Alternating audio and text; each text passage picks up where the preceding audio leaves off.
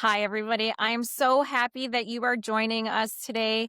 I am Mary from Fearless with Mary, and today I am sitting down with Thomas Jensen from Denver, Colorado. He is lifting with MS all over social media. He is such an inspiration, and I am so grateful and so blessed that I got to sit down with him. So grab a cup of coffee, get comfortable, and let's dive in. Hi, Thomas. Thank you so much for coming on the show today. Of course. Thank you so much for having me. I'm honored to be here. No, my pleasure. So we always start off with you telling everybody your story. What happened to lead you to getting your MS diagnosis? Cool.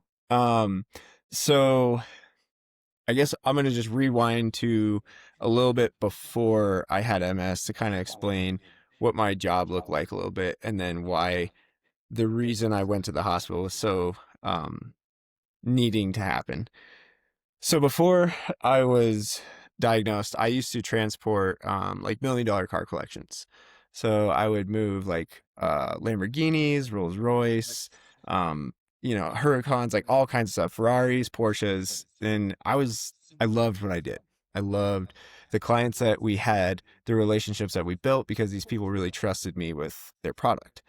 And so October 17th, 2023, I had a call to go to northern Colorado to pick up what was estimated to be a $600,000 vehicle and bring it to a client. So I had started making my way there, and it was October 17th. So in Colorado, it's like 50 degrees out. It's not hot. And as I was driving down the interstate with this big truck and this vehicle in the back, I started getting extremely hot. And I rolled the windows down, turned the AC on. I was doing everything I could to try and cool down, and it just wasn't working. And then I started to feel kind of like pins and needles on the left side of my body, and the left side of my face started to just kind of like lose function. I flipped the visor down, I looked, and I was like, well, I can move the right side, but the left side isn't really happening. And so the first thing that I thought was maybe I was having a stroke because my mom, it's in my family history that, sorry, let me mute my phone. It's in my family history that we have strokes and heart attacks. So I kind of got a little nervous. So I started to make my way over to the side of the interstate. And as soon as I changed lanes and I looked to the mirror, vertigo had hit me so bad that I couldn't tell you which way was up or down. And traveling 75 miles an hour down the interstate was not good in this big truck. And I finally made it over to the side of the highway. I got out of the truck, and I mean, I stumbled. I couldn't walk. I'm sure people passing by probably thought I was just completely drunk, and I wasn't. I was 100% sober. And I called my buddy and I told him that I wanted him to take me to the hospital. Because I didn't have insurance and I didn't want to leave this truck on the side of the road and all this other stuff. And so he came, and it took about 20 minutes for them to get to me. And I was just sitting on the side of the road, just trying to control my breathing and all this stuff. And the more I fought it, the harder it got. It was just getting more intense. And finally he showed up, took me to the hospital. And the first thing they did was start stabbing me with all these needles and putting patches on my chest and shining lights in my eyes and asking me a million questions. And I had told my buddy who drove me to the hospital that I smelled something in the truck. So he immediately told them that I was smelling something. So they thought I was exposed to a drug or some kind of fentanyl or something. So that What was did the you, first sorry, thing. what was the smell like? Like, what did it smell like? The only thing that I could tell is like, if you've ever smelled like formaldehyde, it Yeah. just Oh, it yeah, I had have. this really like potent formaldehyde smell. And Okay. it's amazing because the the other driver that got in my truck after I was already in the hospital said that that smell was not there. So I was like, all right, Okay. well, You're guess like, I'm well, crazy. Yeah. Yeah. So but yeah, so that was what I started smelling. So he told them that I was smelling something, and so they thought I was exposed to a drug or whatnot. So they started testing immediately, and everything started coming back normal. And the first doctor told me that I was having a panic attack and I needed to calm down. And as someone who doesn't have anxiety or panic attacks, that actually frustrated me more, which started increasing my symptoms, it almost felt like. And I actually ended up asking for a new doctor because I was like, we're clearly not going to get anywhere with this. And I explained to the nurses that my vertigo, because they kept asking me what was bothering me the most, and it was the vertigo. Is just laying on the hospital bed, I felt like I was falling continuously in a spiral.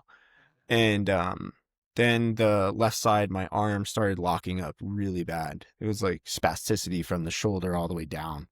And they were able to kind of alleviate the vertigo. And the new doctor came in and said, I want you to do an MRI because I think you may have had a stroke and like, this is the side effects of it.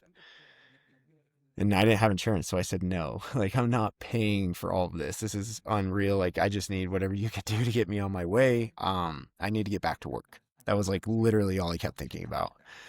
And finally, my girlfriend, or my fiance now, she showed up and had this conversation with me about, do you actually know something is wrong?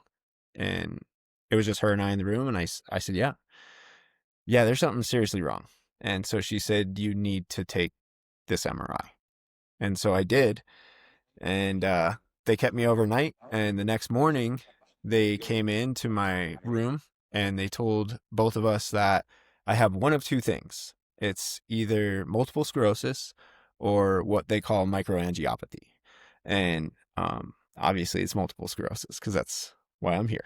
Yeah, So. yeah, yeah. So what's the other thing? What would that So look like? microangiopathy, again, I'm not a doctor, but the way they explain it to me, it's a rapid deterioration of the blood vessels in the brain. Oh. So Oh, what they so were, really great 2 options for you to end up having. Yeah. Well, yeah, yeah, it was kind of like, and I knew of MS because yeah. my uncle has it. Okay. And so when they said MS, I wasn't really sure, or I wasn't really concerned about that because I'm like, I know my uncle has it, and like I've seen someone live with it, but I wanted to know about the other one. So we started asking questions about that.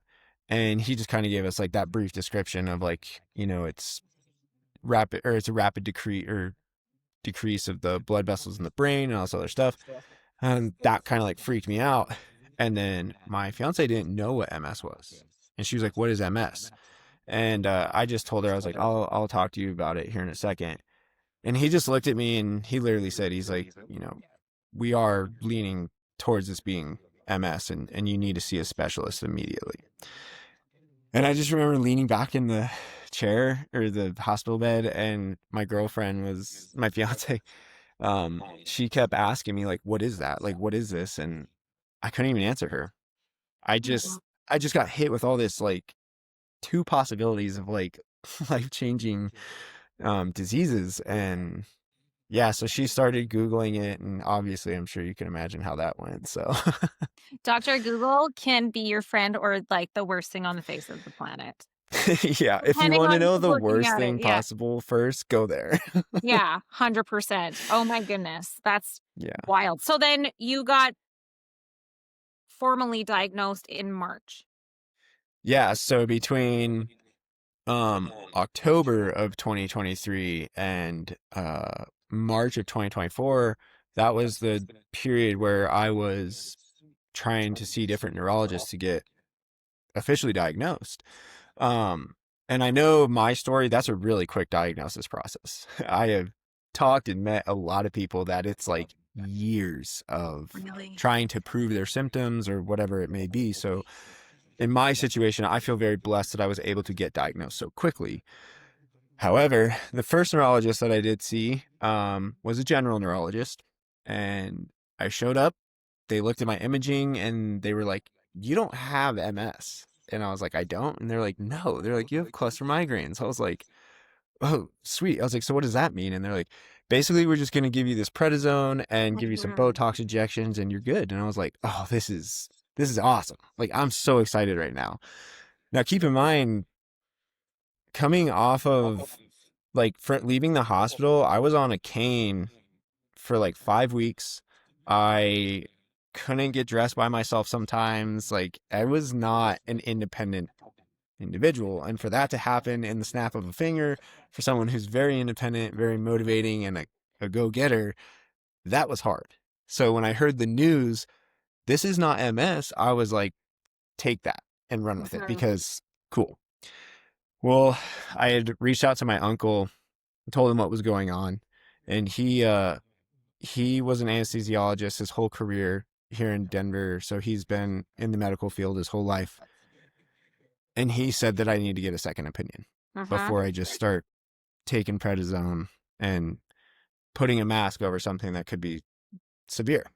I'm making this face at you right now because the first neurologist I went and seen told me that it was probably just cluster migraines. And I'm like, that's really funny since I've never had a headache in my whole entire life, like not even a headache. So I'm like, Yeah. I'm pretty sure it's not migraines. I'm not. And so then I started asking questions. Yeah. She didn't like that very much. I'm on my third neurologist now, who actually I really love. Like he's Yeah. great, but the first two were, oh my God. Yeah. So I'm on my third as well. My first one obviously was not the best answer for me. My second one is the one that led me to who I see now. Okay. But I love the point that you made because we both got told the same possibility, but you look at how you looked at it versus how I looked at it. You were Yeah. like, I don't really know about that. And I was like, well, if that means if like cool. Yeah. Like if we're not even gonna say MS, like I'm down with it. So Yeah. I could have very well had my story been very different had I have just kept taking that prednisone and taking Botox Yeah. injections. My diagnosis process would have been a lot longer. You know what I mean? Well, and it's So so I always find it so crazy because I don't know what it's like in the state. Well, I've heard because I've interviewed a lot of people from the States. yeah. Um, th and they do adhere to, but it's very much take this medication, right? Hmm. Here, just take this. Just take this. It'll make you feel better. Yeah. I don't do that. I'm not I take medication for my MS. Like I Yeah. take Ocrevus. I do the Hmm. infusions. Um, but it took me 6 months to decide if I was even going to do that. Like, I looked into the medication before I even got my actual diagnosis. I don't take Tylenol, I don't take anything. Like, Oh, I'm yeah. because I'm scared to Hmm. for other reasons, but, so I don't know, is it like that in the States where they're just like, "Here, take that?" Because I do know big pharma is actually like a thing Yes. depending on, like So I would say it is it really depends on your doctor, in Okay. my opinion. Because yes, I have seen doctors and neurologists, and even doctors outside of MS that are very quick to be like, "Oh, you have pain here." But I also have doctors that are like, "You have pain?" And I'm like, "Yeah." And they're like, "Okay, well, Take a why do you have Tylenol. pain?" Yeah, well, they ask, they're like, "Well, Yeah, where's it coming from? What triggered this?" You know what I mean? Like, yeah. so they kind of go down that. So another thing, like, I experienced that because I had severe psoriasis. And Okay. the first path I went down, they were like, "Take this." And I was like, "Oh, Yeah. cool." So I did it and it made it worse. And then I was like, I kind of had trust issues with dermatologists because of it. So then I started to Oh, that's look at what I needed to do outside of medicine.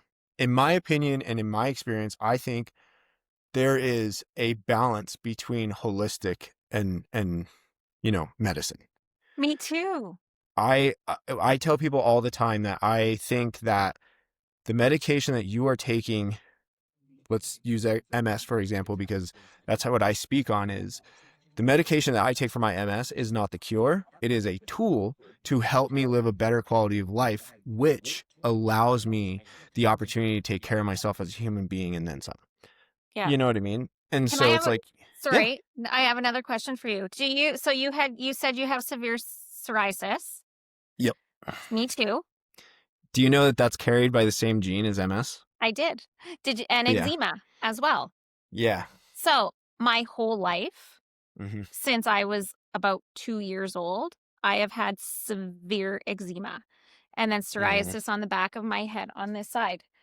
Yeah. Interesting enough, since I got diagnosed with MS and started taking pretty I don't eat anything that I used to eat. I miss Hmm. cheese and bread. Like I miss Yeah. it so so much on so many levels. But I have one little patch on my leg.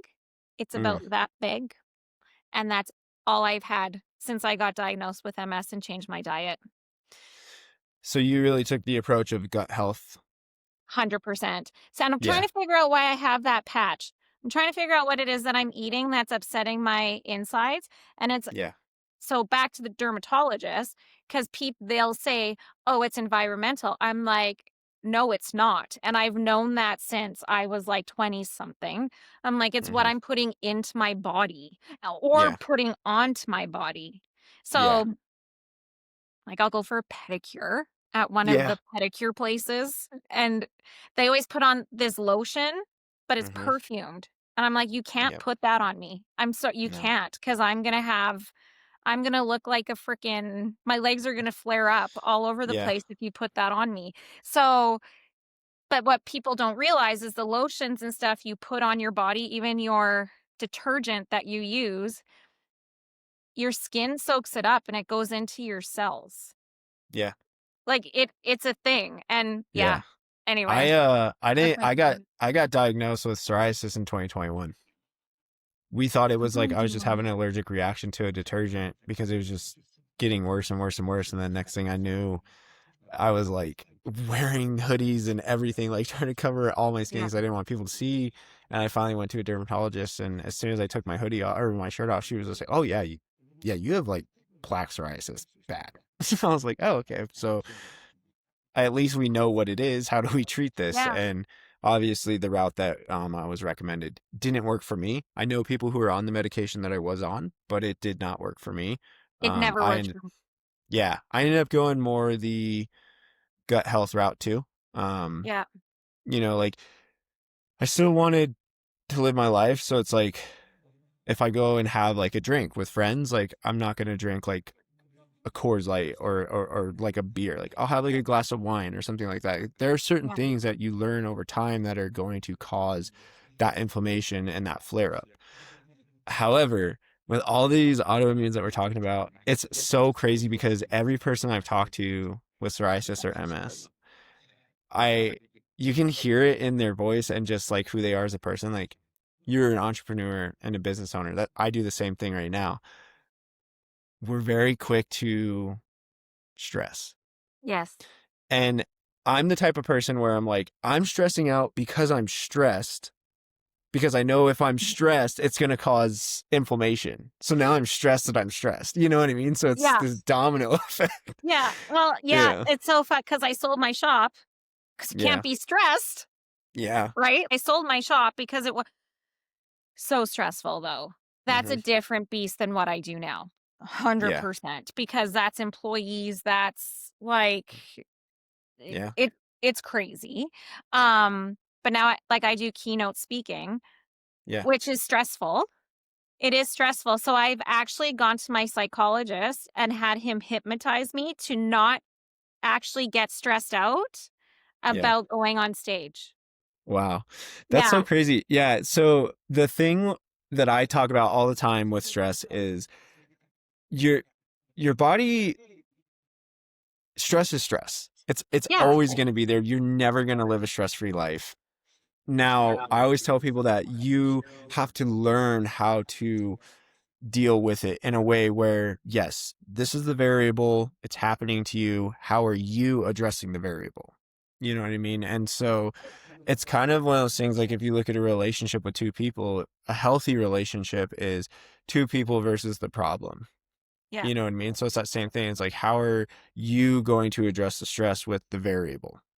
Yeah. And so I speak, and everyone says that I'm a very confident speaker when I get up on stage or whatever. Like, I don't hesitate. I love talking to people, but every time I get nervous. Yeah. I still get Yeah. nervous, but Yeah. I don't get stressed. But I feel like it's almost a fault now. Like I have a keynote in Calgary in Hmm. like a week and a half, 2 weeks Yeah. or something like that. I haven't even finished it yet. I'm like, Oh, oh yeah, geez. no, I'll get to it. It's fine. I'm not, Yeah. because I'm a procrastinator. Whatever. It's fine. It's totally Yeah. fine. It's fine. It's only to doctors and environmental people, but whatever. It's not a big deal. Yeah. Who cares? Because I'm just going to get up and tell my story and explain what stress and burnout does to a person's body and how it can create an, like, an Yeah. anti-inflammatory, or it can create MS pretty much. I'm not saying that's what creates Yeah. MS, No, but but I'm saying I that am it a plays a firm factor, I am a firm believer in stress in causing it to surface. causing it to surface 100%, because I was very stressed out when it surfaced, which Yeah. is, yeah. So, okay, so you said that you speak. What else do you do? So okay, wait, before we get to that, I do have a question, because Yeah. you said, so psoriasis and MS carry the same genes. Have you ever had Epstein-Barr? Have you ever had mono? I I don't know. I've never been told I had mono. Me too. It's not even something that my mom's even said that I've had. So, um, I think I may have been exposed to it when I was a kid, but Yeah. I still have never been like tested if I was exposed to it or if I carry it or whatever. Yeah, me either. And I would really like to, but then I found out that shingles Mm-hmm. is part of the same family. And I ended up having shingle, which is crazy. My sister's had shingles twice, Yeah. which is, she doesn't have MS, but I had shingles, I'd say like 14 years ago, but I didn't get the rash. So I'm Interesting. actually thinking that I didn't have shingles. Yeah. That's one of the events that I was just at recently. They were talking about this same subject and they were saying that it's not even talked about enough that those who got the shingles vaccine back in the 60s, there was like a certain percentage, a really high number. It was like 75% or something like that. Like, don't quote me on it, but um, the vaccine didn't work. So all these people that think they were vaccinated for shingles their entire life weren't. It didn't work. Wow. And he was explaining to them how frustrating it is that this is not talked about because that's a lot of people, and that's a Wow. long time that it could have just continued to be passed on. Well, But right, yeah, because then your mom gets pregnant, because that would have been when my mom would have gotten pregnant, because I was born in 1979. Yeah, I'm yeah, old. Um, I'm like, it's a long scroll now when I'm filling yeah, paperwork out. I'm like, holy shit! Like this yeah. doesn't. Yeah, Can I'm we like, just it manually didn't take type it that in? long before. Yeah. Yeah, But that would have been my mom's era, I guess. And I yeah. think back then, if you got pregnant, well, she would have been a teenager. So she would have gotten that Oh, that's The high interesting. risk. I Yeah, should ask her if yeah. that, So that yeah. was something that was just brought to my attention. Like I said, like when I speak with these neurologists, I learn something new or see it from a different angle or get a look at it from a different lens every time because every neurologist, yes, they all study the same thing, but the brain is endless. You know what I mean? And so Oh, these yeah. neurologists, and I'm so blessed to be able to speak with MS specialists too. So they're all focused on the same thing. I've spoke with clinical trial authors and people who have like helped create these medications that we take to this day. And when they talk about the cells and all this stuff, I'm just like, holy cow, like this is so complex. And then when people are like, oh no, it's like because you live far from the equator, I'm like, yes, but there's a lot that could be going on with this. Like we're just now scratching the surface of the microbiome. I mean, you look There's, at there's, psoriasis, it's a totally different thing too. yeah, it's a lot. Hmm. So, and I don't like to get in arguments with people. Yeah. You know what I mean? Well, I'm like, I'm not going to argue with you. I know my truth hmm. about it, because I'm the research queen and I love reading white papers. It's like I know it's weird, but I'm No. just kind of like, but I would Yeah. rather read that than a smut like magazine or whatever. Might as well get some knowledge from what I'm reading. Uh-huh. Um, and there's some people say this, some people say that, and then you have to decide which one is the truth. But after everything I've done for myself since last April, when Hmm. everything happened, we came home from the hospital.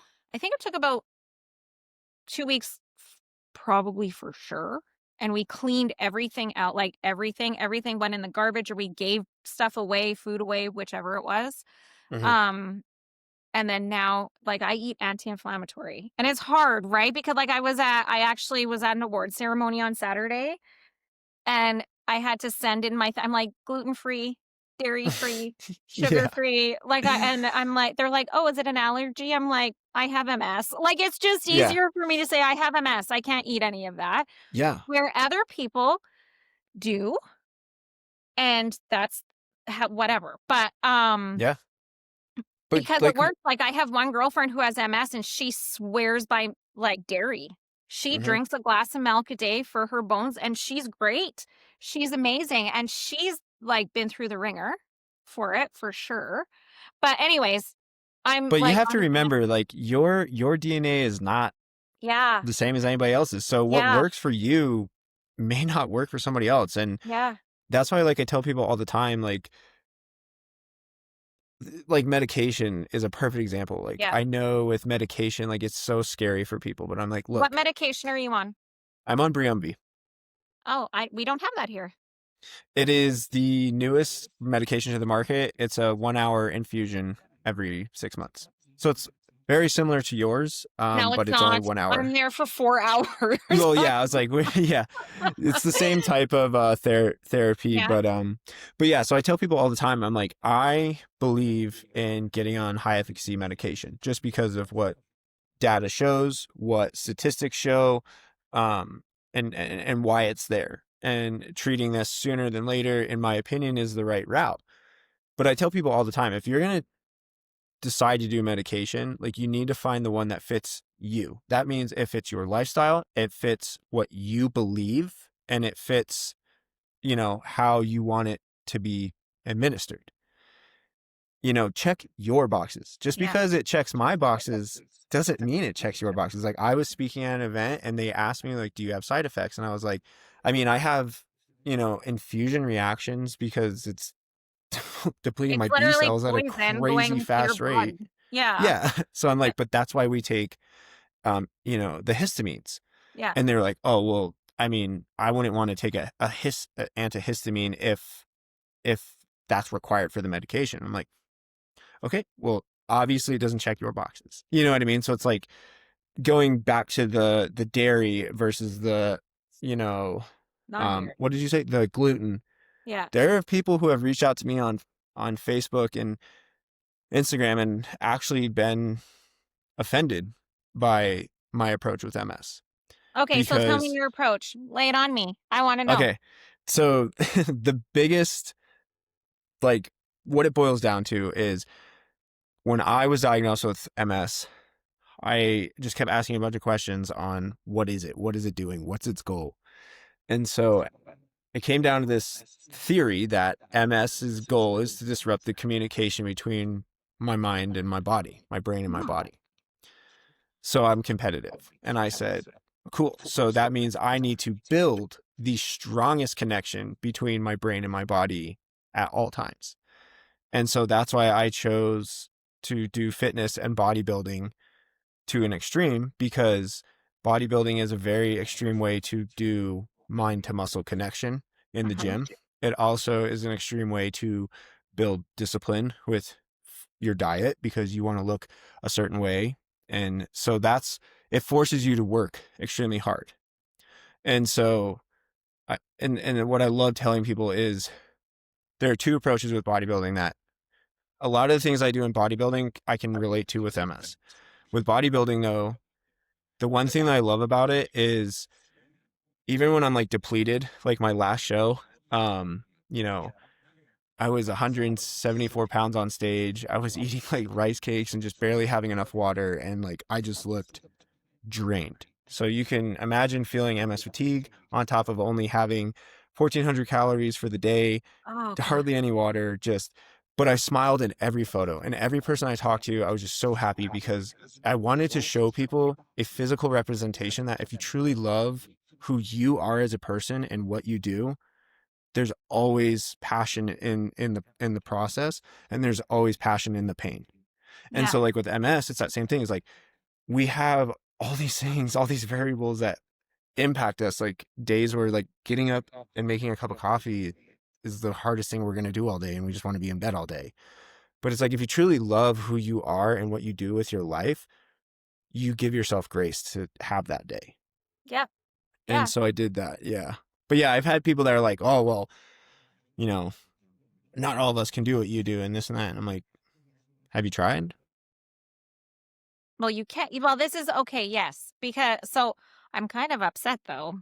So I trained like a boss to do my half marathon this year. I actually really want to try and qualify for Boston in my age group because that's huge. Like that's the That's an ultimate, amazing goal. right? It's the No, ultimate. that's an amazing goal. Yeah. Except then I found out training for a marathon while having MS is actually one of the worst things that you can do because it causes inflammation. Stress to the body. I was like, what? I was Yeah. so mad. I'm like, oh, so now I'm kind of rethinking it because Hmm. although when I did the half marathon, I was a hot mess for about 3 days after, but my Yeah. husband who, does not have MS also ran it. He was my supporter. Good. I beat him by, like, a half an hour, by the way. I was Sweet. really proud of myself. Um, he was a mess for 3 days too. Like, he's like, Yeah. "I'm done." And I'm like, "Okay, so this isn't just because I have MS. Like, Hmm. it's not that's not why. Because 'cause I'm still learning that. Because so my episode was April 17th, which is interesting. Yeah, that's crazy. And then my actual diagnosis was September 17th of 2024. So when you said October 17th, I'm like, weird. I actually wrote weird. Yeah. Yeah. It That's weird. yeah, so going back to, your goal at hand and learning about what it does to the body, you have to remember it's stress. It is stress on Yeah. your body. And when I signed up for my competition, I was 255 pounds the day that I signed up. And I had never bodybuilded before. I was diagnosed with MS. I was going through an identity crisis, and I knew the task at hand was I wanted to show people what you can do with the power of loving yourself and the power of your mind. And every decision that I made when I signed up for that show was to get to that stage and take a medal home. So that meant that if something that happened throughout my day jeopardized my training or was overly stressing me out, I'd be like, no, like the only thing that I want to stress me out right now is my intentional stress, which is Yeah. bodybuilding. Yeah. So I think like if you were to do the marathon and kind of had a perspective of like, okay, yes, this is stress to my body, Yeah. but stress is always going to happen. So it's like pick and choose what aligns with that stress. And it's interesting that you say because it is stress to your body. Hmm. 1,000% it is. But Yeah. it's also medicine for my body because when I run, the old saying, I'm going to go for a walk to clear my mind. Hmm. Okay. It's so true, and people don't realize that it is. So it actually means to have a nervous system reset. That's Yeah. literally what it is. So for me, when I run, it actually is my nervous system reset. I love running. Like I love, and Yeah. it's getting cold and crappy here. Yeah. So I don't, I hate the treadmill. I'm not gonna lie, it's the worst thing on the face of the planet, and I just can't even like bring myself to do it. So I hate it because I have vertigo. what's that? I hate it because of my vertigo. Yeah, and I feel like I'm not going anywhere. So right now Yeah. I'm just running in the same spot. So right now I've been doing weight training, but that Hmm. will also help me come the spring when I can start training cuz Edmonton full marathon is a qualifier for Boston. That's so cool. I think it's Yeah. so cool just to even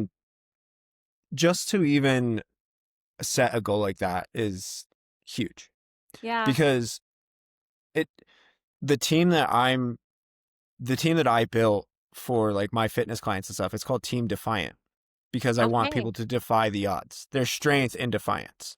Yeah. And that's the whole reason why I did that. So it's like for you, your example is perfect because it's like, oh, I really want to run this marathon, but like the odds are it's really stressful for my body. And it's like, yeah, it is, but you're acknowledging that. You're Yeah. aware that this is going to happen. So it's like assess the risk check your boxes, and approach it with caution.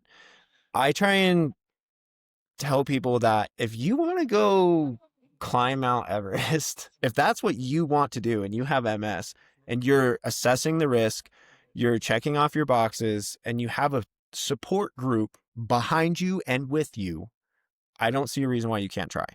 Yeah.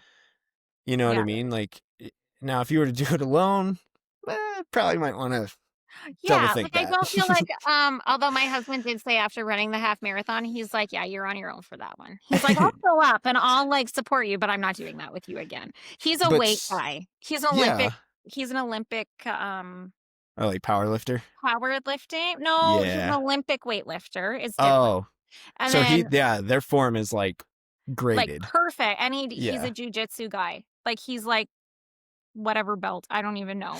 So, and I'm like, "Come for a run," and he's like, "I was in the military for a million years. I don't wanna run. Yeah. They used to make me. I don't want to. Yeah. I don't want Yeah. to." But see, Yeah. that's that perfect thing is like, I hated running too before I started training. But when you have that perspective of I get to run today, my body's willing to work with me. And then you experience the runner's high for the first time, and you're It's just like, so you good. kind of like snap out of it and you're like, I literally could keep running. Like, Yeah, this is not bothering me at all, you know? And like, I tell people, like, when I first started running, I was overweight. I was a previous smoker. You know, I was the yeah, average Joe. And yeah, I had shin splints, and yeah, it sucked. It hurt. But you have to want it. You know, yeah, if you don't want it as bad as, like, if you don't want it, you're not going to get it, yeah. you know? And so I think having a perspective of I get to run today kind of changes it a little bit, you know? And I appreciate that because that's how I just look at life as a whole. Hmm. Like, every morning when I wake up, I wiggle my toes. I say this to everybody. I wiggle my toes because at one point my legs didn't work. I Yeah. drove home, my legs stopped working as I was driving home the one Yeah. day. My husband had to carry me into the house.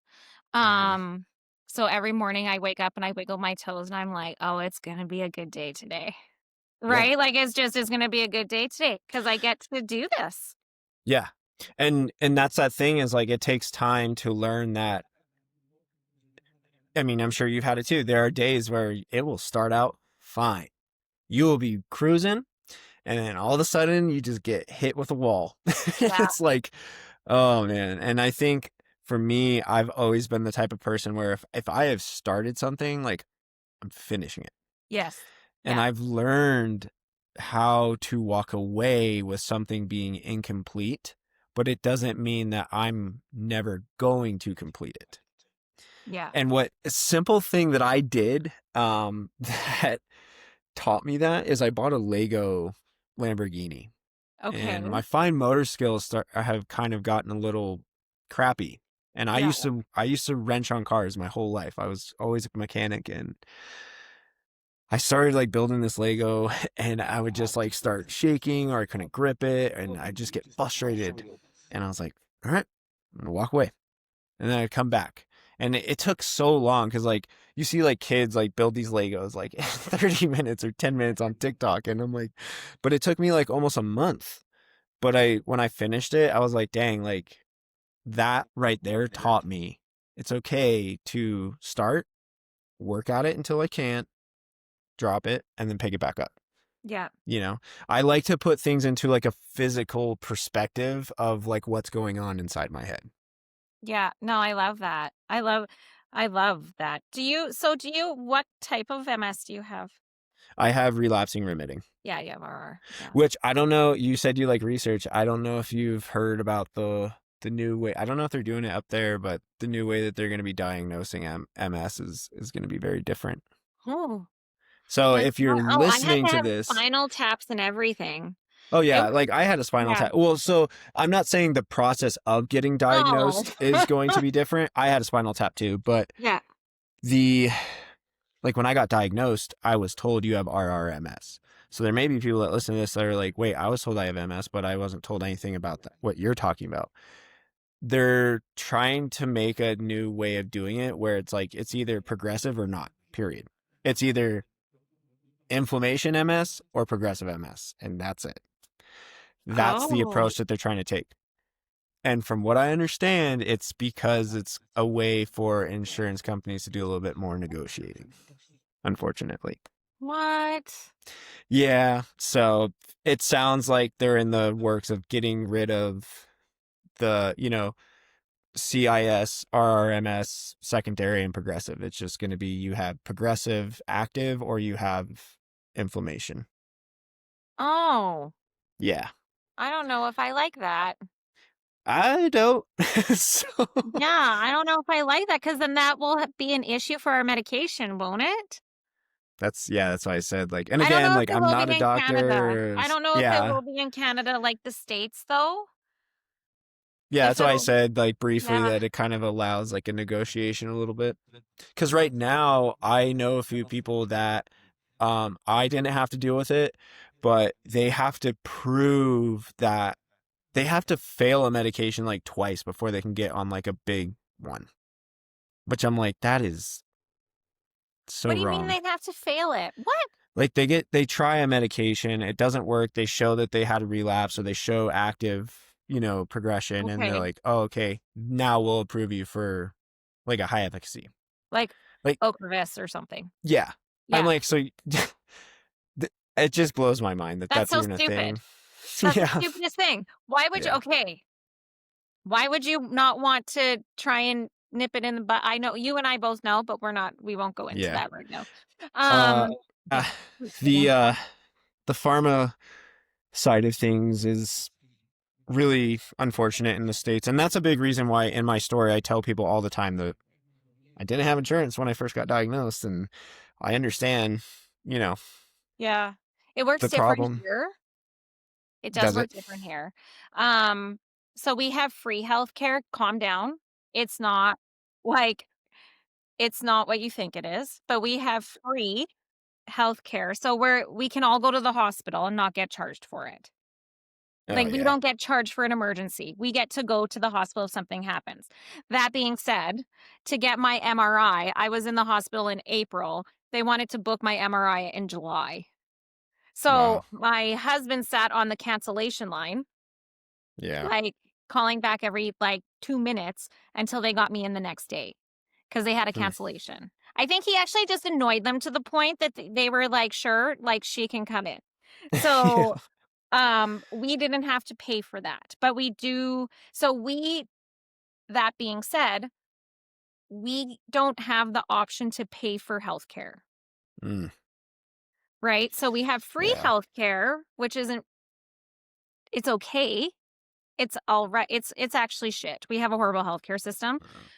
Yeah. And we Excuse me. don't have the option to pay for, yeah, to pay for it. So it's just, So it sounds like you guys are like close to finding a way to make it work, but not because here, the perfect example is like I didn't want to go to the hospital and it literally took me like thinking that I was having a heart attack or a stroke and like this is it for me okay, but to then here's go. my question. So when you went to the hospital, did you have to wait in the waiting room or did they take you right in?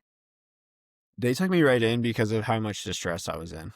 And then, okay, so then if you had to go to the hospital, do you have to wait in the emergency room for a long time there?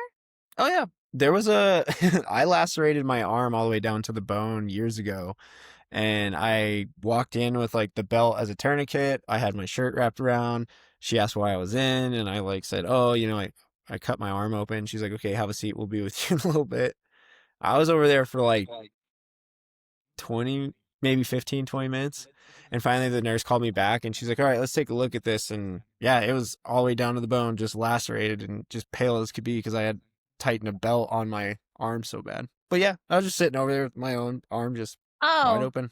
yeah. No, we sit for hours, Oh, what? Okay, so like that's hours. yeah. So we have free healthcare, but so I ended up in the hospital, I don't know, a few months ago, whatever it was. I was really sick. I couldn't fit, and I haven't. And so we get there, you're supposed to tell them that you have MS, right? Because you Hmm. can't. And I had just had, so it was in April because I had just had my treatment, but it was my first full treatment. So where Mm, I went for the whole thing instead of it being broken down. I ended Yeah. up being really sick, had to go into the hospital, told them that I had MS, sat in the waiting room for 4 hours before they got me into a room where I had to sit for in isolation. So you just made me sit in the emergency room for 4 hours with people coughing on me. Yeah. Now you put me in the isolation room for another 4 hours before I seen a doctor. That's crazy. That's our free healthcare. Would you say that your healthcare system is short staffed? Oh, we're so understaffed, it's ridiculous. I'm sure Like, that's a huge factor in that too. it's so and we don't have enough facilities. And it has a lot to do with immigration, right? Like, we it's Canada, we let everybody in. So it's Yeah. just like, "Come, I everybody." feel like Anyways. I feel like we took a really hard hit with the staff and the way that the medical world works now with after COVID. Because a Yeah, lot of people lost their jobs and their positions because of it. and a lot of people quit because Yeah, of that's it. what I'm saying. Yeah, there I was have a just two lot of sides or Yeah, I have yeah. a lot of girlfriends that are nurses that are not nurses anymore. Yeah. And they are nurses, but in, like, retirement homes. Yeah, so they still stayed in like the industry but kind Yeah, of just went more private route. they Yeah. went and they're just not well, our retirement homes aren't private. We don't have any private here. Oh geez. Yeah. Nothing private. It's so crazy because people are always like, oh, I wish, I lived in this country. And then you hear somebody talk about it and they're like, yeah, it's like, you're just looking at the grass from across the street. When you get a little closer, there's a lot more brown spots. You know what I Well, mean? Like, it's like November here all the time. No, I'm just kidding. yeah. Yeah, like, it's Yeah. kind of like but we're there yeah, we'll see what happens. I don't know. Anyways, it So doesn't matter. I'm curious to know what are your main symptoms that you would say that you experience now? Because you're on medication, you're, previously diagnosed. Do you still deal with symptoms too? I do. So I get extreme fatigue. Mm-hmm. That's one for me. And when I'm really tired, my speech goes. So Mm. it's usually about 6 o'clock at night, 7 o'clock at night, or I'll get really withdrawn and really quiet because I Yes. don't want to actually talk because I'm tired and I don't want to. Um, I still get really hot. I have a Yeah. really hard time regulating my body temperature. I Mm-hmm. think and I don't know if it's because of it well, I know it is because of MS, but then also when I switched everything that I eat and put into my body and worry about my gut health, I lost 15 pounds. I'm only Oh. 5'2", right? So, Mm-hmm. I'm like my girlfriend tells me I'm the size of a snack-sized chocolate bar. That was the big joke for Halloween. She's like, "You should just be a snack-sized chocolate bar." I said, "I can't eat that, so I won't do that." Yeah. Um, but yeah, I have a hard time regulating my temperature. My speech goes, extreme fatigue. My legs sometimes don't work. Mm-hmm. Like, and when I say don't work, yeah, no, they just don't work. Like, they don't, they don't Yeah. do what they're supposed to be doing, really. But With again, that's when your I'm really tired. with your Fatigue. fatigue, would you say that you kind of feel lethargic? When I have MS fatigue, I'm incapable. Yeah. What about you? Like, what are Yeah, your, I get like MS fatigue is a big one for me, and I get really lethargic. Like yeah, I always tell people like if you're coming down with the flu or something, you just feel like emotionally drained and physically drained, and just the thought of doing something is like ugh, like yeah, things like that. And then the physical feeling that I explain is like a bodysuit with like wet sand. So like even a simple task of like rolling over, it's just like you're just like heaving yourself almost. yeah, But yeah, so the fatigue is a big one, but I'm also very aware and have learned on what triggers it a lot and how much effort I'll put in the day before. And then the next day I'm like, okay, like I'm so fatigued, and I'm like yeah, kind of expected given yeah. how much I put out yesterday. So yeah, fatigue is probably my number one. My number two, is probably, I would say, my vertigo. So like I said, I used to wrench on cars all growing up. So I used to do oil change. I would lay underneath the car. I did restorations. Like I've worked on cars forever. and I looking back on it too, there was a point in time where like I would lay under a car and I'd get up and like I'd, oh my God, like I'm gonna fall over. And it's Yeah. just like progressively gotten worse over the years. And like now, even if I like shake my head side to side too fast, it's like I just gotta stop because I feel like I just was on a teacup for an hour. Yeah. So the vertigo is probably my number two. I have muscle spasticity. So do I. Yeah. Yeah. Where, So where do you have it though? so Mine's my I legs. yes. So yeah, I deal with it a lot in my leg, but I also deal with it kind of in like my shoulder and my arm. But I Oh. only really I mostly deal with it on my left side. However, just to confirm, like there's been times where like I'll be dead asleep in the middle of the night and all of a sudden like my calves will lock up so Yeah. tight and I have to like try and stretch them out. And it's been so funny too because like I'll be dead asleep and all of a sudden like it happens and I wake up and I like roll out of bed and I'm like trying to like stretch my leg and my lady's like, "What? What's going on?" I'm Your like, poor fiance, she's like, "Are you yeah, okay?" She's in yeah, panic mode. Oh my yeah." gosh, what's And happening? I'm like, like grabbing the sheets, like, but yeah. And I think, like that's kind of been something looking back on it, before I was diagnosed, I was experiencing that before and I always thought it was dehydration. Like I was like, oh man, I need to drink more water. But I am very aware of how much water I drink because it, goes hand in hand with competing and stuff. And it's not dehydration.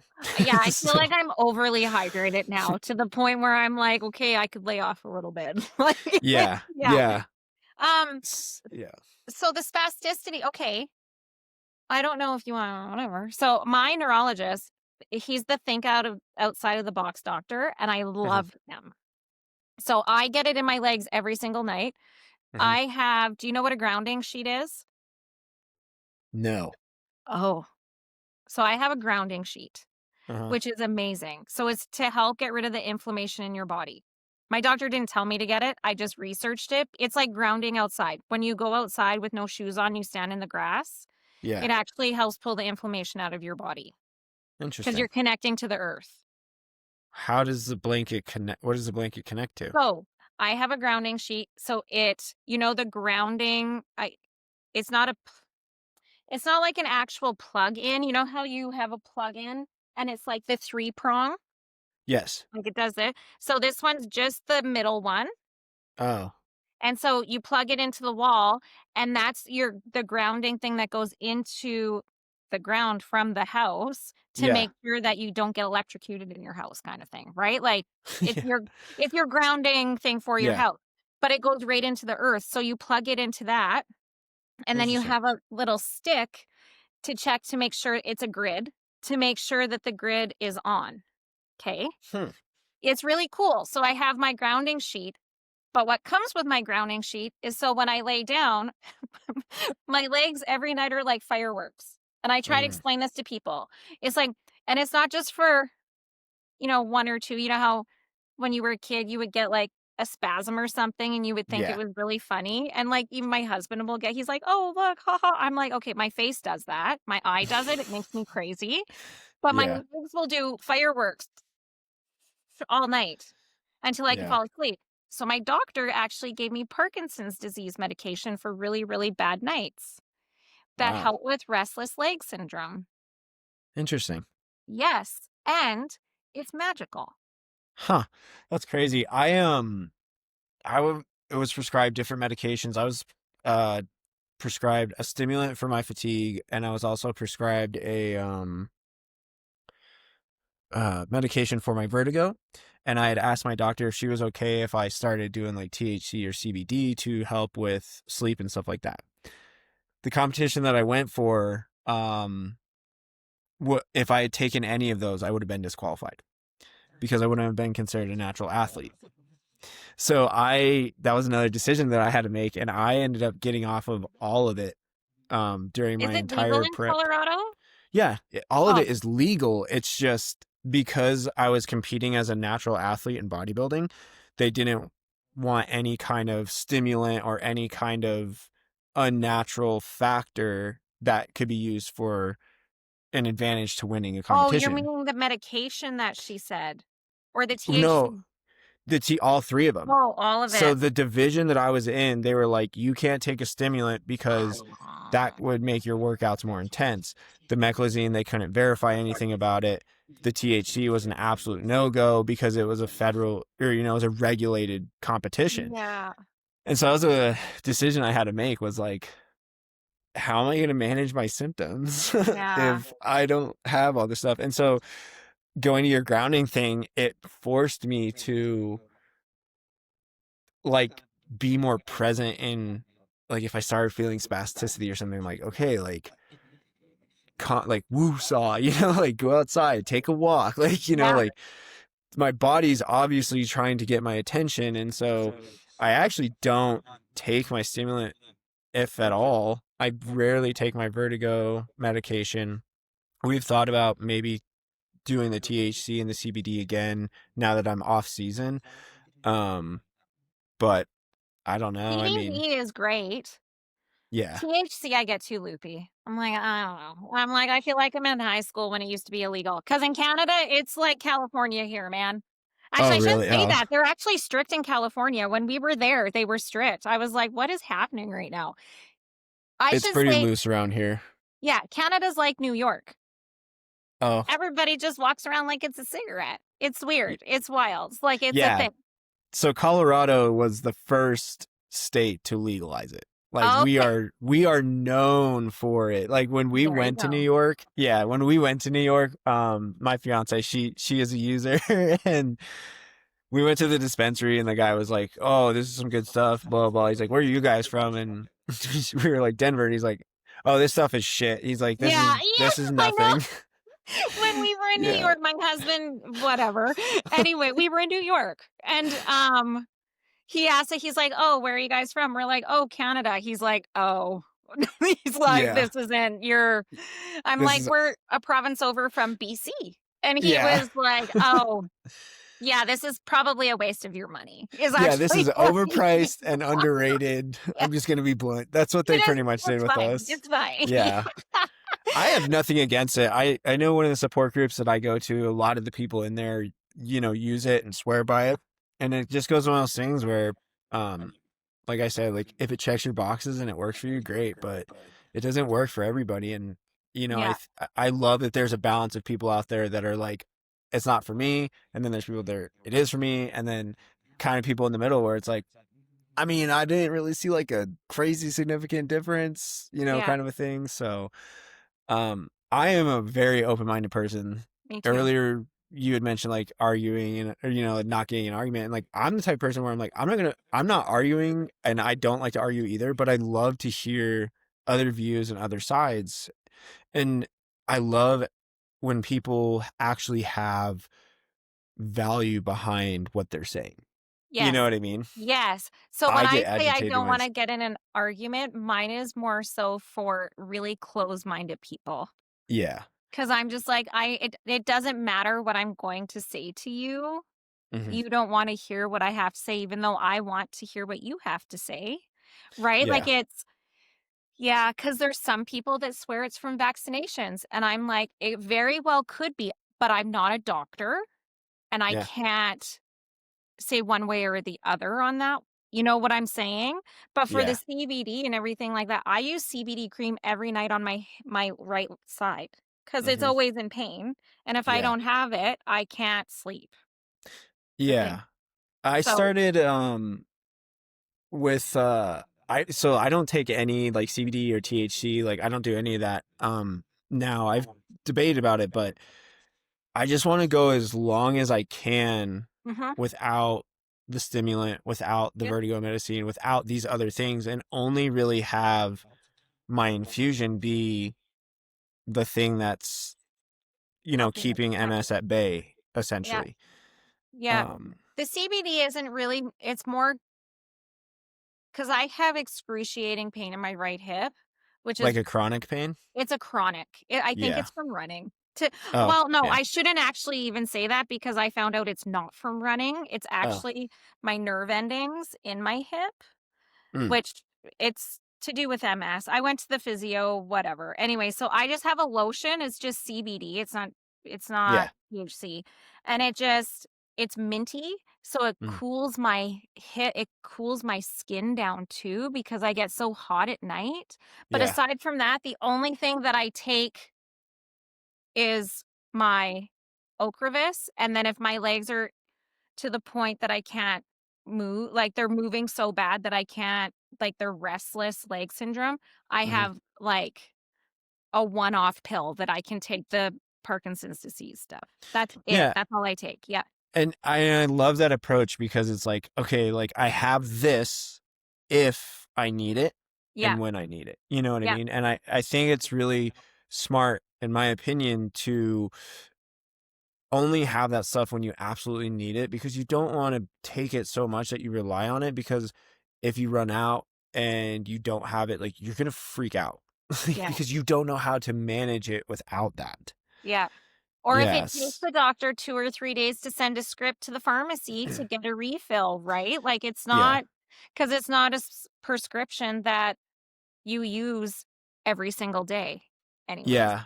And Yeah. it's crazy too, because making the approach that I did with fitness and stepping on stage and all that stuff, like the second I got up there and like I won first place the first show, I won third the second show. Oh, thank Congratulations. you. Yeah. I tell everybody all the time, like, it's a byproduct of the journey that it took to get there.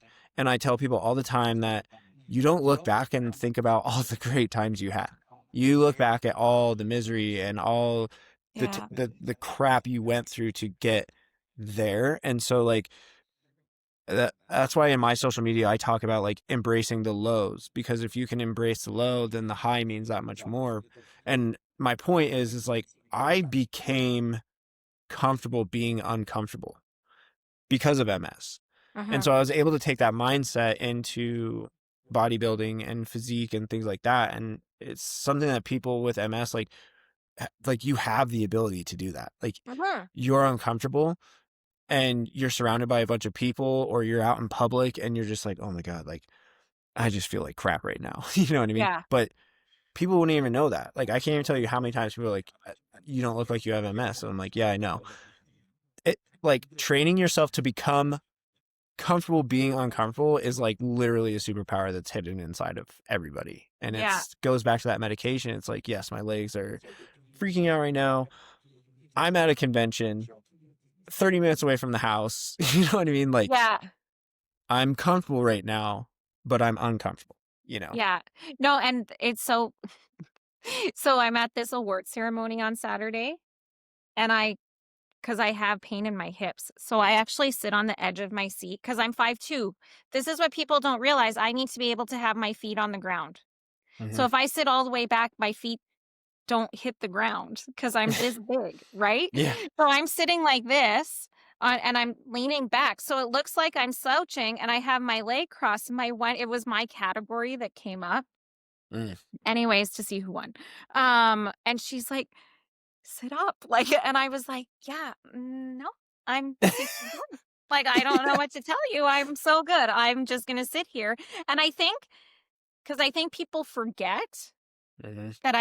that people forget, right? That you have something going on. I'm like, I'm not slouching because I'm like a sloucher. I'm slouching because if I try and sit up right now, I'm going to be extremely uncomfortable and I'm okay with this right now. So it's Yeah. just, yeah. And then people look at you. I don't even give a shit anymore. I'm like, I don't care. Look at me however you want to. Yeah.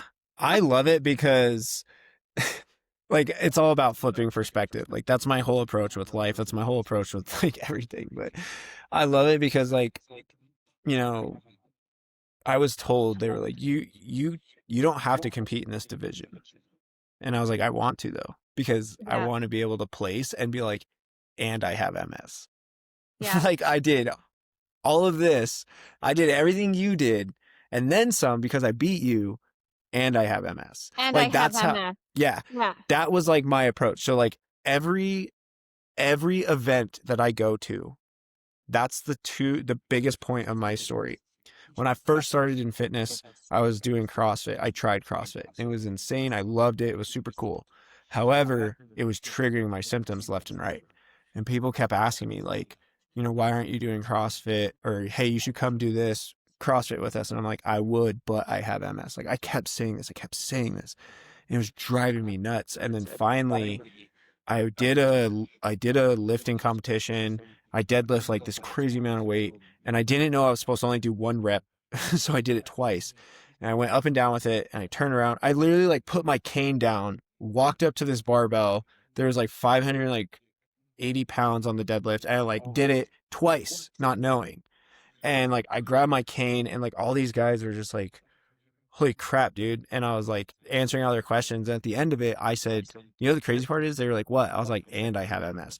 That is what built Yeah. and what made what I am on Instagram and social media is Yeah. lifting with MS. Yeah. Because I was like, these people who know about it don't even know I have it. And then the people who don't even know what MS is now can learn about it. Because I'm grabbing their attention by doing something that even a normal person wouldn't choose to do. You know what I Yeah. mean? Oh, I do know what you mean. Yeah. 100%. Anyways, okay, Yeah. we're gonna wrap up. Cool. I want to have you back on though at some Yeah, point. I'm totally down. And then, so where can everybody find you? My social media handle is Lifting with MS. I'm on Facebook, YouTube, Instagram, TikTok is probably where my biggest following is right now. Okay. But yeah, pretty easy to find me. If you just Google Lifting with MS, you'll see it. Amazing. Okay. Awesome. I will make sure that everybody gets all of your information. Awesome. Thank you so much for having me. No I appreciate problem. this.